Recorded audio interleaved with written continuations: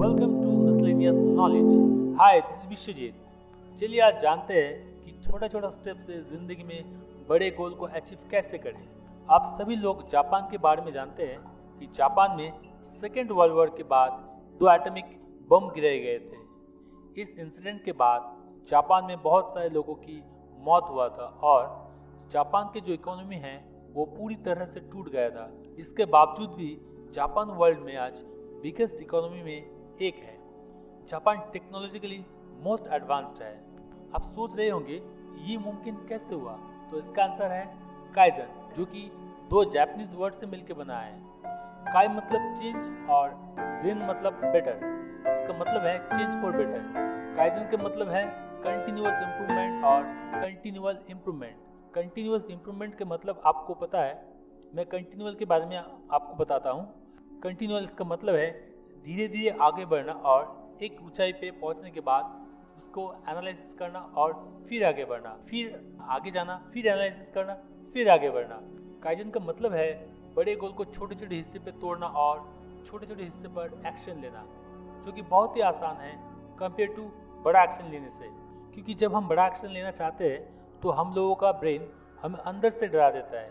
जब से मानव जाति का सृष्टि हुआ है हम लोग तब से डरे आ रहे हैं और हम लोगों का माइंड को चेंज बिल्कुल पसंद नहीं है। लेकिन वही जब छोटा छोटा टास्क होता है तो हम लोग नहीं डरते और आसानी से उसे पूरा कर लेते हैं। एग्जाम्पल के तौर पर जब आपका बोर्ड एग्ज़ाम होता है तो आप बहुत डर जाते हैं, लेकिन जब आपका क्लास टेस्ट होता है तो आप उतना नहीं डरते। काइजन को आप हर फील्ड पे यूज़ करके सक्सेस पा सकते हैं। चलिए अभी देखते हैं काइजन के कुछ इम्पैक्ट। काइजन फॉर हेल्थ में काइजन कितने इफेक्टिव है ये जानने के लिए रिसर्चर ने एक एक्सपेरिमेंट किया। उसके लिए रिसर्चर्स ने एक बहुत ऊंची बिल्डिंग पे आए और उन्होंने पहले 7th फ्लोर पे जो एम्प्लॉयज़ काम करते हैं उनसे मिले और उनको एक्सरसाइज के जो हेल्थ बेनिफिट है उसके बारे में बताया। साथ ही में जिम का फ्री मेंबरशिप कार्ड, क्लोथ सब कुछ दिए गए। उसके बाद उन्होंने 11th फ्लोर के एम्प्लॉयज से मिले और उनसे भी एक्सरसाइज के हेल्थ बेनिफिट के बारे में बताया गया। लेकिन उन लोगों को जिम के फ्री मेंबरशिप के कार्ड नहीं दिए।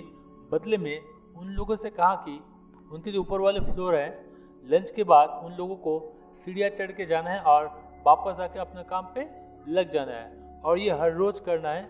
हर दिन एक सीढ़ी ज़्यादा चढ़ना है और वापस आके अपना काम पे लग जाना है। उसके 1 साल बाद देखा गया कि 11th फ्लोर के जो एम्प्लॉयज़ हैं वो कंपेरेटिवली बहुत ज़्यादा फिट है 7th फ्लोर के एम्प्लॉयज़ से। उसके बाद इस एक्सपेरिमेंट को डिफरेंट जगह यूज़ किया गया और रिजल्ट हमेशा सेम पाया गया। इसलिए कहते हैं छोटा सा स्टेप बड़े रिजल्ट की ओर ले जाएगा। Next, kaizen for administration. Researcher ने काइजन को एडमिनिस्ट्रेशन में भी एक्सपेरिमेंट करने को सोचा, क्योंकि उस समय कार एक्सीडेंट बहुत बढ़ गया था यूएसए में। इसलिए उन्होंने सोचा कि काइजन को इस क्षेत्र में भी यूज़ किया जाए। रिसर्चर एक ऐसा जगह चुना जहाँ के लोगों के economic status, education level, monthly income सब सेम था। उसके बाद रिसर्चर ने उस जगह को 2 हिस्सों में बांटा, group A and group B. पहले उन्होंने ग्रुप ए के घर में गए और उनसे कहा कि यूएसए में हर साल 40,000 से ज़्यादा आदमियों की एक्सीडेंट से मौत हो रहा है, तो इसलिए उन्होंने 3x3 इंच के एक स्टिकर जिसमें ये लिखा है बी ए सेफ ड्राइवर घर की विंडो में लगाना चाहते हैं, ताकि जो लोग हैं वो अवेयर हो और एक्सीडेंट में कमी आए। उसके बाद उन्होंने ग्रुप बी के घर में गए और उनसे भी सेम बात कही और बोला कि वो लोग उनके घर के सामने एक बड़ा सा बिलबोर्ड लगाना चाहते हैं जिसमें लिखा है बी ए सेफ ड्राइवर, जो कि देखने में बिल्कुल अच्छा नहीं था। देखा गया कि सिर्फ 17% लोगों ने इस बिलबोर्ड को लगाने में हाँ कहा। उसके बाद उन्होंने ग्रुप ए के घर में गए और उनसे इस बिलबोर्ड को लगाने के बारे में कहा, तो देखा गया कि ग्रुप ए के 75% लोगों ने हाँ कहा। इससे पता चलता है कि जब हम शुरू में काइजन स्टेप लेते हैं, मतलब छोटा स्टेप लेते हैं, तो बड़ा गोल अचीव करना आसान हो जाता है। नेक्स्ट, छोटे छोटे सवाल करना, काइजन क्वेश्चन। आप जब कोई भी क्वेश्चन करते हैं तो आपकी ब्रेन उसे इग्नोर नहीं कर पाता है, क्योंकि उसे लगता है कि ये इसके लिए इम्पॉर्टेंट होगा और उसके आंसर ढूंढने के लिए वो लग जाता है। एग्जाम्पल के तौर पर अगर हमें कोई हमारे पड़ोसी की कार के नंबर पूछे तो हम 1-2 बार उसे इग्नोर कर सकते हैं, लेकिन अगर बार बार पूछे तो जब भी हम हमारे पड़ोसी की कार को देखेंगे, सबसे पहले कार के नंबर को देखेंगे। उस समय चाहे कोई भी इम्पोर्टेंट काम ही क्यों ना हो, इसका मतलब है कि हमारा ब्रेन किसी भी सवाल को रिजेक्ट नहीं कर सकता। इसलिए अगर हम खुद से बार बार सवाल करें कि मैं सक्सेस क्यों नहीं हूँ, तो हमारा ब्रेन कहेगा कि तूने तो स्कूल के टाइम क्लास बंक करके मूवी देखने गया था, पढ़ाई ठीक से नहीं करता था, इसलिए तू सक्सेस नहीं है। अगर हम क्वेश्चन चेंज कर देते हैं तो बिल्कुल डिफरेंट रिजल्ट देगा।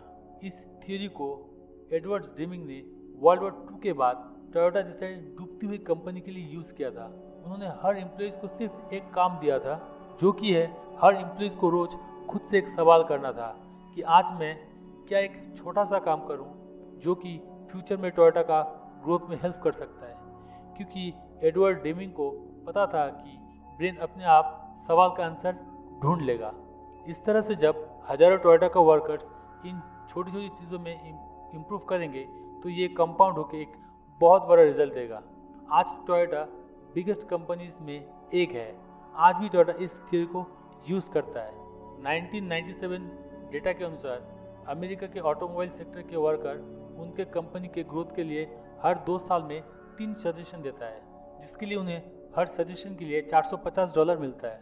और दूसरी तरह टोयोटा के एम्प्लॉइज हर साल 200 सजेशन देता है, उसके लिए उन्हें सिर्फ हर सजेशन के लिए $3 मिलता है। इस वजह से टोयोटा का जो वर्कर है वो हर छोटी सी चीज़ पे इम्पोर्टेंस देता है। और दूसरी तरफ दूसरी कंपनी के रिवॉर्ड ज़्यादा होने के कारण इन कंपनियों के वर्कर को लगता है कि उनके सजेशन रेवोल्यूशनरी होना चाहिए, इसलिए वो लोग छोटी छोटी चीज़ों को बिल्कुल ध्यान नहीं देते। इस तरह से काइजन इस कंपनी में लागू नहीं हो पाती है। आशा करता हूँ आप लोग काइजन के बारे में समझ गए होंगे। काइजन को आप हर फील्ड पे यूज़ कर सकते हैं। जैसे कि अगर आपको एक्सरसाइज करना है तो आप जब टीवी देख रहे होंगे तब टीवी के सामने कमर्शियल ब्रेक के टाइम 1 मिनट आप चल लीजिए। अगर आपको चलना भी नहीं है, आपका नज़दीकी जो जिम सेंटर पे उस पर जाइए और जो ट्रेडमिल है उस पर सिर्फ खड़ा हो जाइए। इस तरह से आपका जो हैबिट है वो बिल्ड हो जाएगा। अगर आपको शॉपिंग का खर्च कम करना है, जब शॉपिंग में जाएंगे तो सिर्फ एक आइटम को कम कर लीजिए।